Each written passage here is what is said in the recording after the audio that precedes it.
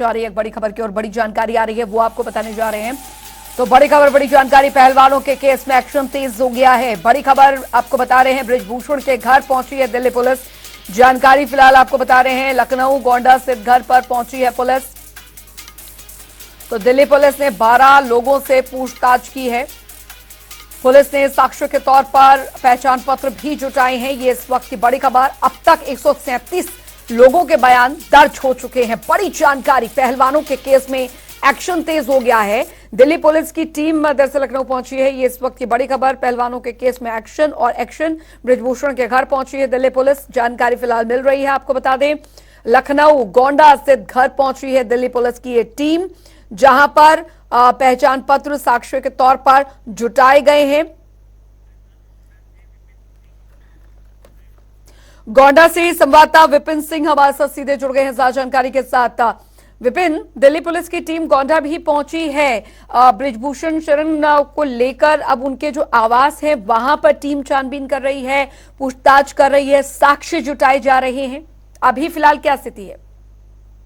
जी अंजलि, आपको बताना चाहेंगे कि कल देर रात बृजभूषण शरण सिंह के आवास पर, जो पैतृक आवास है बिश्नोहरपुर में, वहां पे दिल्ली पुलिस पहुंची थी, ये बताया जा रहा है। और करीब 12 से 15 लोगों से पूछताछ की गई है, उनके पहचान पत्र जुटाए गए हैं। ऐसे में जिस तरह से पहलवानों का आरोप है और गृह मंत्री से पहलवानों ने मुलाकात भी की है, तो ऐसे में अब ये लग रहा है, ये कयास भी लगाए जा रहे हैं कि दिल्ली पुलिस थोड़ा और तेजी से अपनी जांच प्रक्रिया को बढ़ा चुक रही है। और उसी को लेकर यहाँ पे दिल्ली पुलिस इनके पैतृक आवास पर सांसद बृजभूषण शरण सिंह पहुंची थी।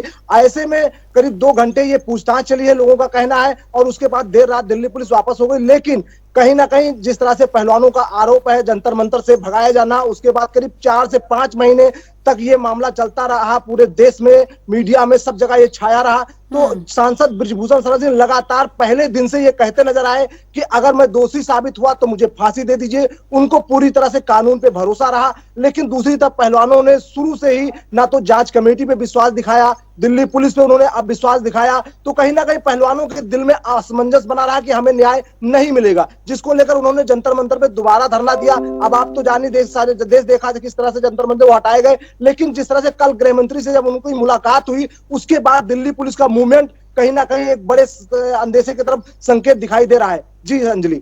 बिल्कुल विपिन, हालांकि अभी इस दौरान कुछ साक्ष्य जो जुटाए गए हैं, उसमें मुख्यतः क्या साक्ष्य जुटाए गए हैं, पूछताछ क्या चल रही है अभी भी? क्या ये और भी जो उनके आवास है वहां पर भी दिल्ली पुलिस की टीम वहां पहुंचेगी? जी अंजलि, बताया तो ये जा रहा है कि करीब 137 लोगों को अब तक एसआईटी ने उनसे पूछताछ की है। रही बात सांसद बृजभूषण शरण सिंह की, तो वो तो बयानबाजी करते दिख रहे हैं कि अगर एक सिपाही या एक पुलिस दिल्ली से आएगा तो मैं वहां उनके समक्ष तुरंत पेश हो जाऊंगा। लेकिन कल जिस तरह से दिल्ली पुलिस का मूवमेंट हुआ, ये बताया जा रहा है, उसको लेकर पूरे जिले में एक भूचाल सा मचा हुआ है। लोग तरह तरह की बातें कर रहे हैं।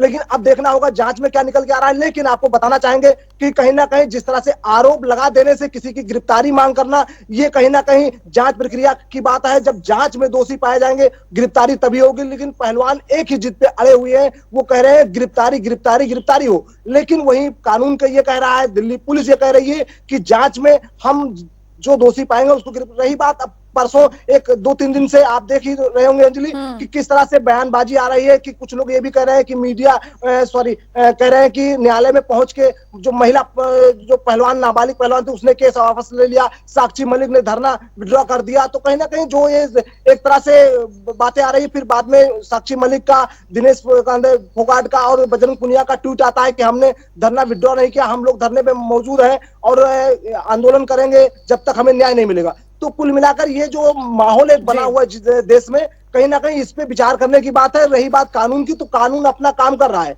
और खिलाड़ियों को विश्वास रखना होगा। अगर सांसद बृजभूषण शरण सिंह दोषी पाए गए तो उन पे कार्रवाई होगी। ये खेल मंत्रालय के जो खेल मंत्री हैं, उनका भी बयान आ चुका है। तो कहीं ना कहीं जिस तरह से अब पुलिस अपना मूवमेंट बढ़ा रही है, ये एक चर्चा का विषय बनता जा रहा है। बिल्कुल विपिन, और अब क्योंकि दिल्ली पुलिस की टीम जो है लखनऊ और गोंडा यहाँ पर पहुंची है, जाहिर तौर पर साक्ष्य जुटाए जा रहे हैं। और कल जैसे कि जानकारियां मिल रही हैं कि खिलाड़ियों की जो मुलाकात हुई है केंद्रीय गृह मंत्री के साथ, जाहिर तौर पर उसके बाद का ये एक्शन, हम इसे कह सकते हैं कि एक्शन हो सकता है, उसी बाबत जो है वो यहाँ पर किया गया। लेकिन अब आगे की स्थिति यहाँ पर क्या रह सकती है? क्योंकि जाहिर तौर पर उस मुलाकात में केंद्रीय गृह मंत्री के साथ जो मुलाकात हुई है उस दौरान क्या बातचीत हुई है। और यहां तक कि पहलवान शुरू से कहते आ रहे हैं कि हमारे पास सारे साक्ष्य हैं, लेकिन हम उसे उन साक्ष्यों को ऐसे ही किसी को नहीं दिखाएंगे, हम जो संबंधित लोग हैं उन्हें ही वो साक्ष्य जो है वो दिए जाएंगे। तो जाहिर तौर पर उस मुलाकात में केंद्रीय गृह मंत्री के साथ जाहिर तौर पर कोई ना कोई साक्ष्य जो है वो भी पेश किए गए हैं, उसके बाद अब ये एक्शन देखने को मिल रहा है। जी अंजलि, आपको बताना चाहेंगे जिस तरह से गृह मंत्री से खिलाड़ियों ने मुलाकात की, कहीं ना कहीं उससे उनको विश्वास और भरोसा दोनों उनके ऊपर का वो लगा है कि हमें न्याय अब मिलेगा। इसलिए कहीं ना कहीं आप देख ही रहे होंगे कल से कुछ ना कुछ उनका मूवमेंट थोड़ा स्लो हुआ है। तो ऐसे में जो गृह मंत्री से मुलाकात करना और फिर दिल्ली पुलिस का अचानक उनके घर पे पहुंचना, तो ये बड़े अंदेशा लगाया जा रहा है कि बड़ी कार्रवाई की तरफ लोग इसमें बात भी कर रहे हैं, लेकिन फिर बात घूम फिर के वही आ जाती है कि साक्ष्य, जब साक्ष्य होंगे तभी कोई दोषी होगा। आरोप लगाने से कोई दोषी नहीं माना जाएगा, क्योंकि ये जो मामला है एक आम आदमी का नहीं है। 6 बार से सांसद हैं और रही बात कुश्ती संघ के 12 साल से अध्यक्ष रहे होंगे, तो एक बड़ी हस्ती है। लेकिन कभी इनका जनवरी से इनका मामला देखे, जनवरी में इन्होंने कुछ कहा, फिर उसके बाद अचानक जंतर मंतर पे धरने पे बैठ गए, फिर कुछ और कहने लगे, फिर नाबालिग पहलवान आ गए, वो पास्को एक्ट में एफआईआर भी दर्ज होगा। तो कहीं ना कहीं इसमें बड़ा कंफ्यूजन लग रहा है। अब चूंकि जांच का विषय है, जांच एसआईटी जांच कर रही है, तो अब जांच में जो दोषी होगा वो सामने निकल कर आएगा। अगर बृजभूषण शरण सिंह ये तो बार बार कह रहे हैं, हनुमानगढ़ी मंदिर से वो कह रहे हैं कि अगर मैं दोषी हुआ तो मैं खुद फांसी पे चढ़ जाऊंगा, तो इसको इग्नोर हम नहीं कर सकते, क्योंकि जिस तरह से वो बयानबाजी शुरू से आखिरी तक देते नजर आए हैं, तो इसको तो मानना ही पड़ेगा, क्योंकि उन्होंने अपना बयान कोई बदला नहीं है।